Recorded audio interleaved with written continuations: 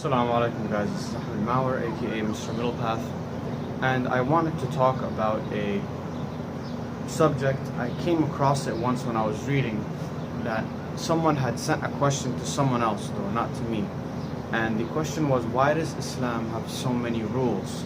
And the way it was worded was, why does Islam have so many nitpicky rules, right?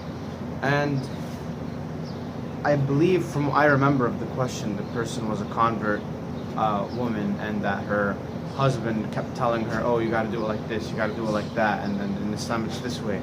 So just to give you guys some examples, like for example, when entering the bathroom, enter with your left foot. When exiting, exit with your right foot. Not allowing your mustache hairs to grow over your lip. Let me think, what else? Eating with your right hand. I mean, it goes on, right? The list goes on. So why do we have so many rules in Islam? And before I answer that question, I want to give you guys two scenarios, right? In the first scenario, you have a man who is well off, wealthy you can say, and he decides one day that I am going to donate to charity. I'm going to donate $10,000 to charity, right?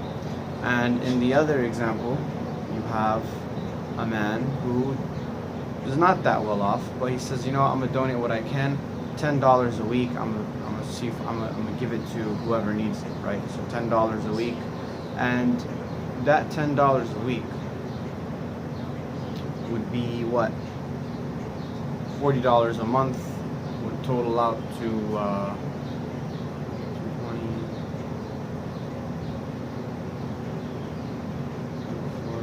460, yeah, 460.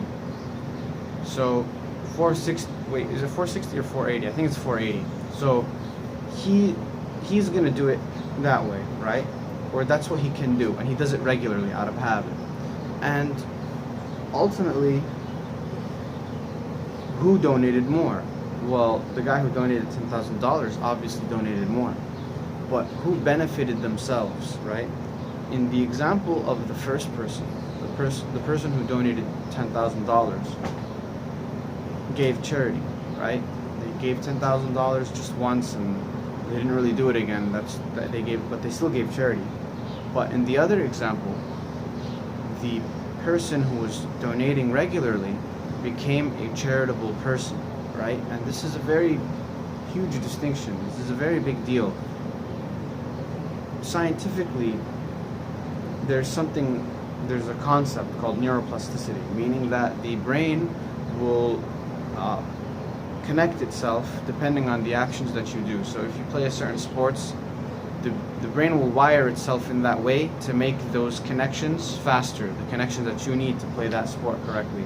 Likewise, for the decisions that you make and the habits that you do, your brain will actually go through physical changes that reflect those actions that you have taken. So this is actually a very big deal, guys, that the decisions that you make and the actions that you do and the habits that you have create physical changes in the brain, actual physical changes in the brain, right? So going on a deeper level, you have also something called epigenetics. Epigenetics meaning that the genes that are in your body are the same genes, but sometimes the genes turn on and sometimes the genes turn off. The gene expression will change depending on environmental factors and environmental cues, and yourself basically, because who's the one receiving those environmental cues and environmental factors, and who's the one responding to it? It's you. So your choices, your habits affect what genes are expressed, affect the physical changes that happen in your brains, literally neurons unwiring themselves and wiring into different neurons. And ultimately, who you are doesn't just, the essence of who you are changes like that, or who you are changes, right? And your physical body reflects that too. People who have high amounts of stress, actually what happens when you have a high amount of stress is that your immune system can actually begin to attack itself, right? So people that go through abuse and people that go through trauma and have a lot of self-hatred, their body can actually psychologically, the damage can be so great that what happens is their body actually begins to attack itself, reflecting the change in their head that they have. So what Islam does is it gives you the chance to become a worshipful person, different than someone who just worships Allah subhanahu wa ta'ala. So you don't go, it's not just that you go to the mosque to worship once a week, it's that you pray 5 times a day. These are completely, and you're going to worship once a week, you did some worship, but going to worship 5 times a day, you've become a worshipful person. Going to remember Allah subhanahu wa ta'ala, you're in that constant state of remembrance, it changes who you are.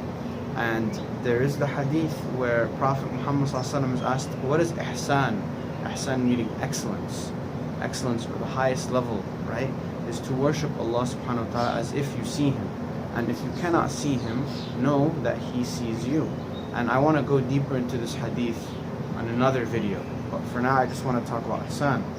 So we obviously cannot see Allah subhanahu wa ta'ala, but it's saying as if you can see Him. And on the flip side, knowing that He can see you. So you see, we know that He sees us intellectually, right? But it's not necessarily always reflected in our behavior, because it's very difficult to do. Because man is weak, man is forgetful, and a myriad of other bad qualities that we have. So when we work on these qualities, how do we work on it? Through habitual, regular behavior, right? And another benefit of these types of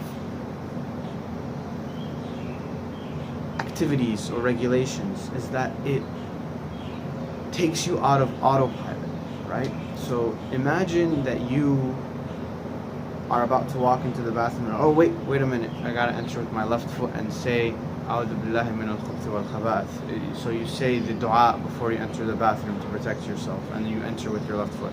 You just broke out of autopilot for that moment. So you were thinking about something, you're on autopilot, you're just going about your day, and then you break out of autopilot to remember reality, right? Is your relationship with Allah subhanahu wa ta'ala. And you keep doing things like that, right? So what are you in? You're not in a state of autopilot at that point. You're breaking out of it as much as possible. And the more, once you become used to that, right? Once you become used to that, it becomes a habit for you. Then guess what? Now you have so many other sunnahs that you could do to help you stay out of autopilot and be in that constantly aware, constantly remembering Allah subhanahu wa ta'ala. And it's not easy. It's not an easy level to get to, which is why it's the highest level, to have ihsan, to have excellence, because it takes a long time. But the good news is that you have all of these rules, and they're not actually rules. They are commendable actions that are non-obligatory, meaning I don't get a sin if I don't do it, but I definitely, most of those actions, right? There's a lot of them that are rules that you do have to do, but the ones that are not, so for example, right now we're fasting Ramadan, right? And we have to do it. It's part of one of the 5 pillars. But outside of Ramadan, let's say you want to continue to get close to Allah subhanahu wa ta'ala, then you have the fasting of Monday and Thursday, right? And what if you have diabetes? You can't fast, right? Well, guess what? You have so many other different sunnahs that you can do that will help you get close to Allah subhanahu wa ta'ala. So excellence, and I forget where I read this quote, but I'll put it in the description, but that excellence is a habit, right? It's a result of what you do habitually, right? So you become an excellent person. And this is why, according to my understanding and what I have come across in my experience and what I have read, and Allah knows best, this is my understanding of why Islam has so many rules. It is for us an opportunity for us to get close to Allah, an opportunity for us to practice excellent behavior, an opportunity for us to imitate the Prophet Muhammad ﷺ, and all of these things, and there are of course many other benefits, and all of these things are in your favor. The more you do them, the more you change who you are to become a better person, right? And another hadith where Allah subhanahu wa ta'ala, where someone who lies keeps lying until they're written off as a liar by Allah subhanahu wa ta'ala. So you can lie once, but you don't become a liar. But if someone lies all the time, eventually he does become a liar, both in the eyes of the other people and as written by Allah subhanahu wa ta'ala. Allah subhanahu wa ta'ala wrote this person as a liar. حَتَّى يُكْتَبَ عِنْدَ اللَّهِ كَذَّابًا, from what I remember of the hadith. And again, I'll post that hadith in the description so that you can read it for yourself. And that's the video, guys. So if you were ever wondering why does Islam have so many rules, now at least you can appreciate that it's for you, it's for your benefit, it's for you to become a better person. And Allah subhanahu wa ta'ala knows best. Take care, guys. Peace out. Assalamu alaikum.